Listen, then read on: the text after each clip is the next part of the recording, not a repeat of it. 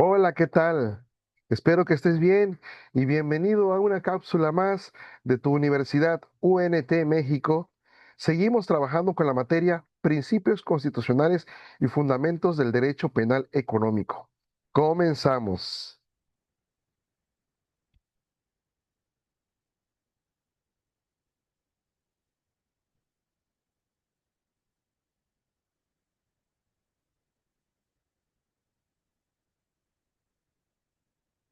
Ya estoy aquí. Cápsula 2.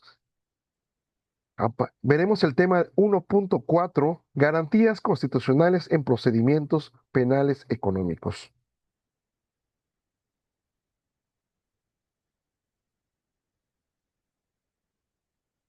¿Cuál es el objetivo de esta unidad? Es que el estudiante comprenda de cómo las garantías constitucionales limitan el poder punitivo del Estado para proteger los derechos e integridad de un individuo en situación de detenido o acusado.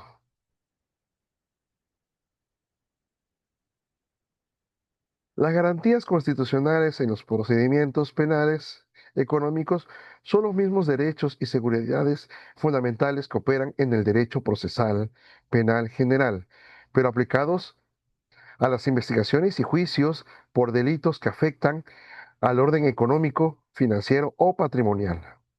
Su función es limitar el poder punitivo del Estado para proteger los derechos del imputado, manteniendo un equilibrio entre la persecución del delito y el respeto a la dignidad humana. Es decir, con el solo hecho de que nosotros existamos, aunque cometamos algún delito o tengamos alguna equivocación penal, también tenemos derechos y tenemos que resguardarlos. Garantías constitucionales fundamentales. Estas garantías consagradas en la Constitución y en tratados internacionales de derechos humanos son esenciales en cualquier proceso penal, incluidos los económicos. 1. Principio de legalidad y tipicidad. Garantía de la ley previa. Significado. Nadie puede ser penado sin un juicio previo fundado en una ley anterior al hecho del proceso. Aplicación en lo económico. Exige que los delitos económicos, fraude, evasión fiscal, delitos aduaneros, etcétera, estén definidos en la ley de forma clara e inequívoca. Es la famosa tipicidad que vimos en la cápsula anterior. Esto es crucial en este ámbito, donde a menudo se recurre a las llamadas leyes penales en blanco, o son las normas que remiten a las regulaciones administrativas o extrapenales, las cuales deben complementarse de manera que la conducta punible quede suficientemente precisada. Debido proceso y juicio justo implica que el imputado debe ser juzgado por un juez natural competente, independiente e imparcial, con plenas oportunidades de defensa. Es decir, un juez que no tenga alguna relación con el acusado ni con la parte acusatoria. No tiene que tener algún tipo de relación, ¿sí?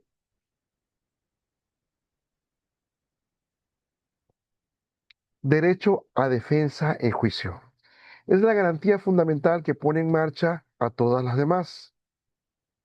Comprende, entre otros, asistencia letrada, que es el derecho a contar con un abogado defensor de elección o de oficio desde el primer acto del procedimiento, prácticamente como lo vemos en las películas.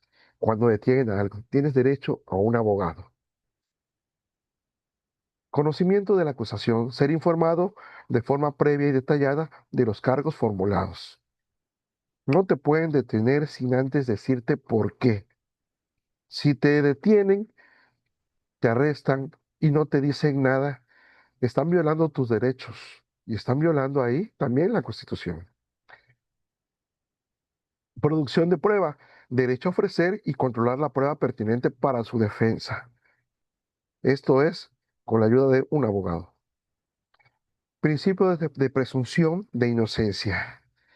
Toda persona es considerada inocente mientras no se demuestre y declare su culpabilidad mediante una sentencia firme Esto se manifiesta en regla de trato. El imputado debe ser tratado como inocente, limitación a la prisión preventiva y otras medidas restrictivas.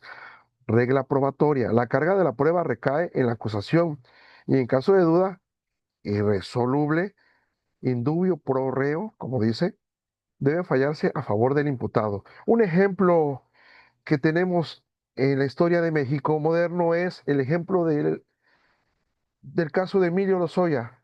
La sobreexposición mediática de este caso ha sido utilizada como un ejemplo de cómo se puede vulnerar este principio. A pesar de que la ley establece la presunción de su inocencia, la publicación de videos y audios del proceso judicial por parte de la Fiscalía o los medios de comunicación puede generar una percepción de culpabilidad en la opinión pública antes de que se dicte una sentencia, lo que contamina el proceso. El sistema penal acusatorio vigente en México busca proteger este principio al prohibir la difusión de ciertos datos y garantizar la oralidad y la contradicción de los juicios. Es decir, que prácticamente el caso, como fue opinión pública, fue muy sonado y esto, en cierta manera, viola los derechos del acusado. Derecho a la no autoincriminación, inmunidad de declaración. Nadie puede ser obligado a declarar contra sí mismo ni a confesarse culpable. El silencio del imputado no puede ser interpretado como una prueba de culpabilidad. De hecho, inclusive, una de las situaciones que ocurre es que prácticamente una persona puede guardar silencio y eso es su única defensa que tiene al momento de ser arrestado hasta que llegue un abogado y empiece ya lo que es la defensa de este mismo. El derecho penal económico. Debe mantenerse el garantismo procesal propio del derecho penal general, a pesar de las presiones sociales y políticas por una persecución más efectiva de la criminalidad de cuello blanco. Esto se trata pues para cuestiones de políticos o personas que estuvieron en la gestión pública que al final de cuentas cometen infracciones y esos casos salen a la luz.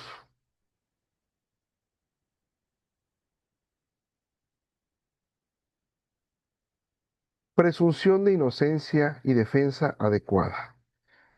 La presunción de la inocencia es un principio fundamental que establece que toda persona acusada de un delito debe ser considerada y tratada como inocente en todas las etapas del procedimiento, mientras no se declare su responsabilidad mediante una sentencia condenatoria firme emitida por un órgano jurisdiccional.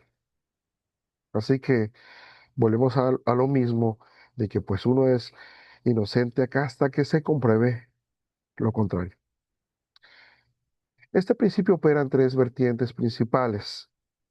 La primera es la regla de tratamiento procesal, extraprocesal, como le llaman también, y que impone la obligación a las autoridades de tratar al imputado como inocente desde el momento de su detención y a lo largo de todo el proceso.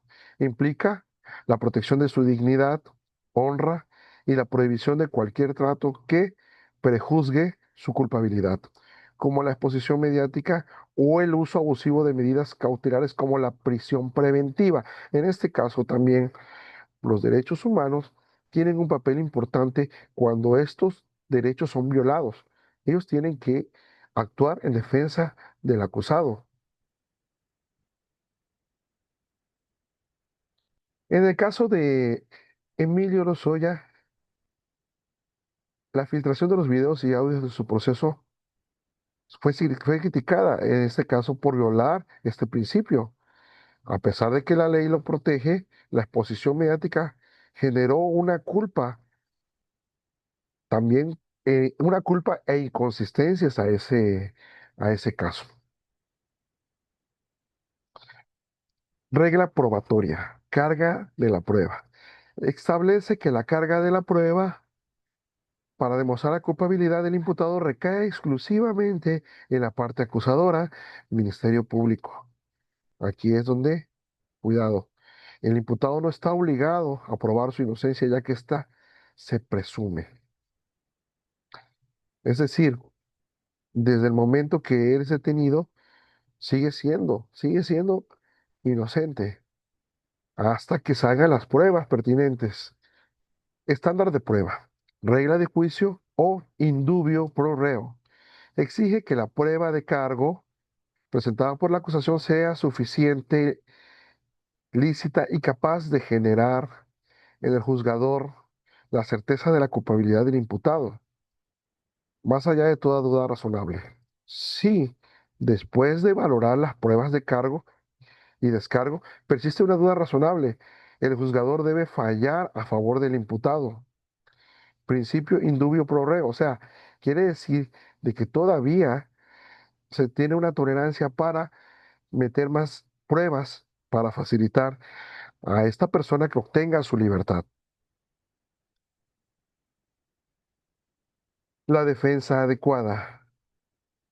El derecho a la defensa adecuada es una garantía que se tiene y que toda persona debe de gozar cuando presenta una situación de imputado y debe de contar con el tiempo, los medios y la asistencia jurídica efectiva para contrarrestar la imputación en su contra y ejercer todos sus derechos dentro del proceso.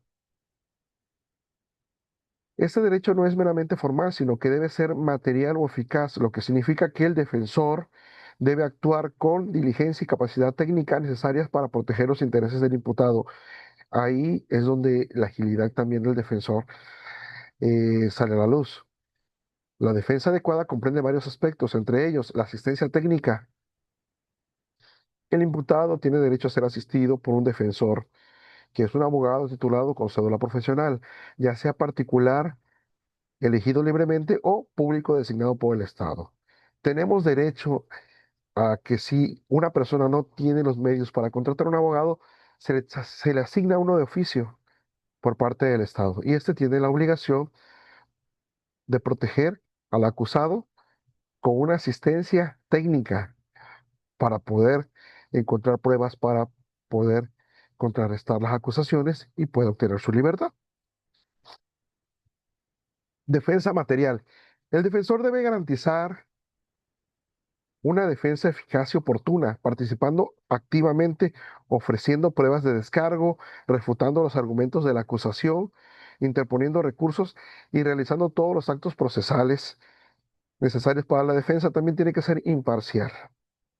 Y eso es muy importante también porque ha pasado casos donde los abogados o la parte defensora no obtienen los suficientes recursos para poder defender a un acusado o también, de alguna manera, no se permite él presentar esas pruebas. Desde el primer momento, ese derecho asiste al imputado desde el momento de su detención y durante todas las etapas del procedimiento. Comunicación. El imputado tiene derecho a entrevistarse de forma privada con su defensor antes de cualquier acto procesal, como las aclaraciones. No autoincriminación. El imputado tiene derecho a guardar silencio y a no declarar contra sí mismo. Sin embargo, eso es algo que muchas veces se usa como una mala práctica en cuestiones acusatorias. En los momentos de interrogación les dicen al acusado, declárate culpable, ya sabemos que fuiste tú y dinos quiénes son tus cómplices, etcétera, etcétera. Pero son estrategias que utiliza el Estado o los representantes del Estado para que esa persona recaiga y se auto-incrimine. Vínculo entre presunción de inocencia y defensa adecuada. Ambos derechos son esenciales y se refuerzan mutuamente para asegurar un juicio justo. La presunción de inocencia otorga el estatus jurídico al imputado, ser tratado como inocente y no tener la carga de la prueba. La defensa adecuada proporciona los medios procesales y técnicos para que el imputado pueda mantener ese estatus y enfrentar la acusación en condiciones de igualdad, garantizando el ejercicio de su derecho a refutar las pruebas de cargo y desvirtuar las hipótesis de la acusación sin una defensa técnica y materialmente adecuada. Sería imposible garantizar que la acusación demuestre la culpabilidad más allá de toda duda razonable. Hay un video que en el material adicional, les voy a dejar el link para que vean un video referente a la presunción de la inocencia. Ahí va a estar el link. Non bis in idem. Nos, non bis in idem. Es una locución latina que significa no dos veces por lo mismo. ¿Qué quiere decir esto?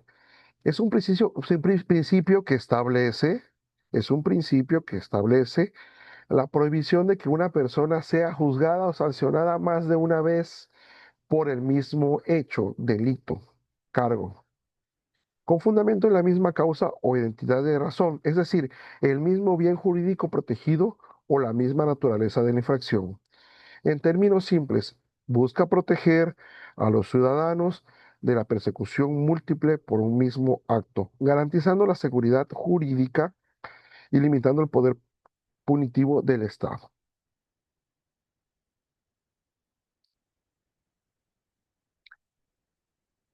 Ámbitos de aplicación. El principio tiene dos vertientes principales: material o sustantiva. Prohíbe la doble sanción o pena por el mismo hecho. Una vez que sea impuesto una sanción o sea absuelto, esta no puede repetirse. Esto es algo que se ha visto últimamente con exfuncionarios públicos que han estado en una situación de proceso. Han estado detenidos, arraigados. Sin embargo, cuando ya su sentencia sale aprobatoria para ellos, ya ellos prácticamente están libres de culpa. Ya no se les puede volver a acusar por el mismo delito. Procesal. Prohíbe la doble persecución por el mismo hecho, es lo que les estaba comentando, una vez que un caso ha sido resuelto con una sentencia firme, que causa cosa juzgada. No se puede iniciar un nuevo proceso judicial sobre los mismos hechos. Es como, por ejemplo, cuando una persona estuvo en la cárcel por un delito de un fraude o de una mala acción en el ámbito de, de gobierno, cohecho, peculado, está en la cárcel, pasa su sentencia y a veces la gente o la misma opinión pública lo sigue señalando. Sin embargo, ya no hay un proceso ahí legal porque esa persona ya pagó su culpa por el tiempo que haya sido.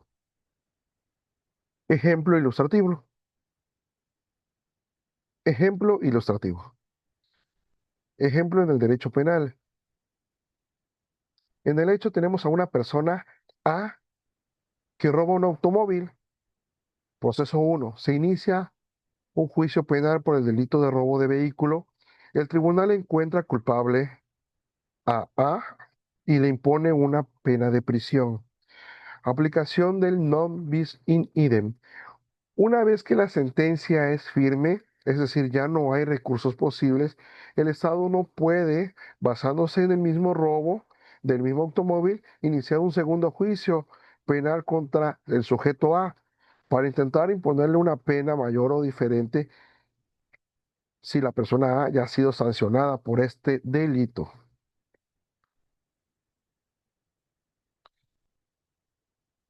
Ejemplo ilustrativo en la dualidad penal y administrativa. Este es un caso donde el principio a menudo requiere análisis más profundo, ya que puede haber una sanción penal y otra administrativa, pero solo si tienen un fundamento diferente. Hecho, el conductor B maneja bajo los efectos del alcohol y causa un accidente. Sanción penal. La fiscalía lo acusa por el delito de conducción temeraria o bajo los efectos del alcohol, delito que atenta contra la seguridad vial. Se le impone una multa y prisión suspendida. Sanción administrativa. La autoridad de tránsito le impone una multa administrativa y la suspensión de su licencia de conducir por una falta de tránsito grave. Infracción al reglamento de tránsito. Aquí hay dos sanciones. penal y administrativa. Y bueno, ¿se viola el non bis in idem? No, generalmente no se viola porque aunque el hecho es el mismo, conducir ebrio, las sanciones provienen de órdenes jurídicos distintos y protegen bienes jurídicos diferentes. Prácticamente aquí son dos entidades que los están culpando por diferentes normas que están incumpliendo. El penal protege la seguridad vial y la vida, integridad física. El administrativo protege el orden y la disciplina del tráfico. Pero en muchos sistemas legales modernos, si las dos sanciones tienen exactamente el mismo fundamento y la misma finalidad puntiva, el tribunal debe valorar si aplicar la sanción más severa, generalmente la penal, e impedir la aplicación de la menos severa, la administrativa, respetando así la esencia del non bis in idem. Prácticamente, pues eso ya es un criterio del juez. Estamos por el punto 1.7, principio de proporcionalidad en las sanciones. El principio de proporcionalidad en las sanciones es un principio fundamental del derecho, especialmente en el derecho penal y el derecho administrativo sancionador, que exige que la sanción o medida impuesta sea adecuada a la gravedad de la infracción cometida. Su propósito es limitar el poder punitivo del Estado, evitando sanciones excesivas, arbitrarias o innecesarias. ¿Qué quiere decir esto? Que no te pueden meter a la cárcel 10 años por que te choques ebrio, ¿sí? Pero sí puedes ir 10 años a la cárcel si por ese accidente que chocaste ebrio, una persona perdió la vida. Estructura y sus principios. La aplicación del principio de proporcionalidad se analiza generalmente a través de una triple verificación o tres subprincipios: principio de idoneidad o de adecuación. La medida o sanción debe ser apta para alcanzar el objetivo legítimo que se persigue. Implica que debe existir una relación de causalidad entre el medio, la sanción y el fin deseado. Por ejemplo, la prevención, el restablecimiento del orden jurídico o la disuasión de futuras infracciones. Una sanción que no contribuye a estos fines es desproporcionada. Principio de necesidad o intervención mínima. Debe elegirse entre todas las medidas idóneas disponibles aquella que sea al menos restrictiva o lesiva de los derechos e intereses del ciudadano. Implica que si existen dos o más sanciones igual de efectivas para lograr el objetivo, debe aplicarse la más benigna. La administración o el juez debe optar por la opción menos gravosa.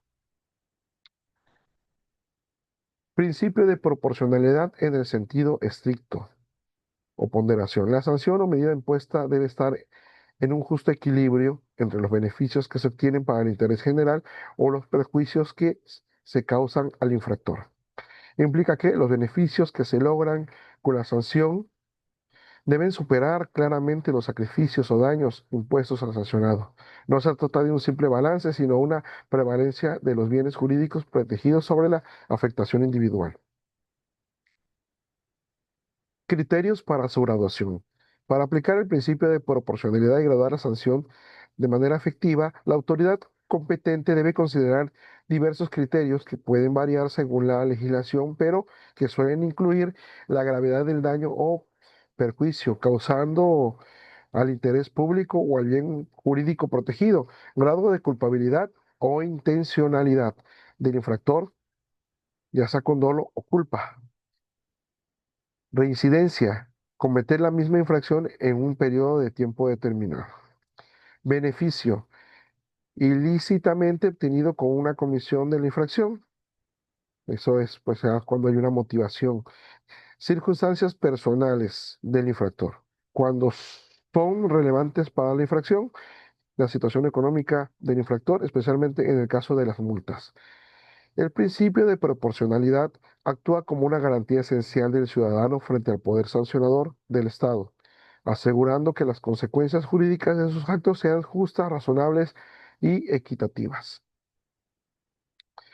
Y pues bueno, hemos llegado al final de esta cápsula, de antemano agradeciendo la atención prestada y pues despidiéndome comentándoles que ya nos veremos en la próxima cápsula. Así que estén bien. Saludos.